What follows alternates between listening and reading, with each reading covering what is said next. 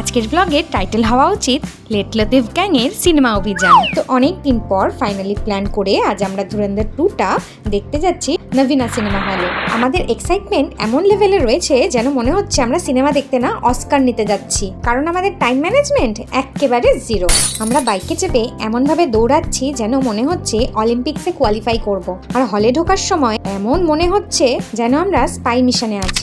ভেতরে ঢুকে দেখি মুভি অলরেডি স্টার্ট, আর আমরা ইন্ট্রো না দেখেই হিরো হয়ে গেলাম। এবার আসল মজার ব্যাপারটা কি জানো, আমরা তো ধুরন্ধরের পার্ট 1টাই দেখিনি, তাই আজকে মুভি দেখতে আসবো বলে গতকাল নেটফ্লিক্সে ধুরন্ধর 1টা কিন্তু দেখে নিয়েছি, জাস্ট ফর সার্ভাইভাল। তারপরে শুরু হলো আসল এক্সপিরিয়েন্স। পপকর্ন এমন খাচ্ছি পাশের লোকে ভাবছে এরা কি মুভি দেখতে এসেছে না ডিনার করতে।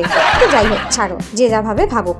এবার আসি আসল কথায়, মুভিটা দেখে এক্সপিরিয়েন্স কেমন হলো সেটাই তোমাদের সাথে চলো শেয়ার করি। আমি তোমাদের অনেস্টলি বলছি, এই মুভিটা কিন্তু একদম পয়সা ওয়াসুল একটা মুভি, এন্টারটেনমেন্টের ফুল প্যাকেজ।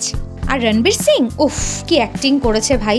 এক একটা সিনে মনে হচ্ছে যেন পুরো সুপার হিরো মুড অন। ওর এক্সপ্রেশন, এনার্জি লিটারালি স্পিচলেস। আমি এক্সপ্লেনই করতে পারবো না। এক একটা সময় ওর অ্যাক্টিং দেখে মনে হচ্ছে ভাই তুমি মানুষ তো নাকি পাওয়ার ব্যাংক লাগানো। এক একটা সিনে এমন এনার্জি, আমি তো পপকর্ন খেতে খেতেই শক খেয়ে গেছি। মানে এক্সপ্রেশনগুলো এমন যে গুগলও সার্চ করলে বলবে নট ফাউন্ড। মুভিটা কিন্তু বেশ বড়, বাট বিশ্বাস করো একটুও বোর হইনি। পুরো টাইমটা জাস্ট এনজয় করেছি। তারপরে যখন বেরোলাম তখন রাত্রি 11:30। আমরা এখন বাড়ি ফিরছি, কিন্তু মাথার মধ্যে এখনো মুভিটার সিন ঘুরছে। আর মুভিটার হ্যাংওভার সব থেকে বেশি ঘুরছে পার্থর মাথায়। ওর বাইক চালানো, উফ কি জোরে চালাচ্ছে। আর হ্যাঁ, আমরা লেট হব কিন্তু মজা কিন্তু মিস করবো না।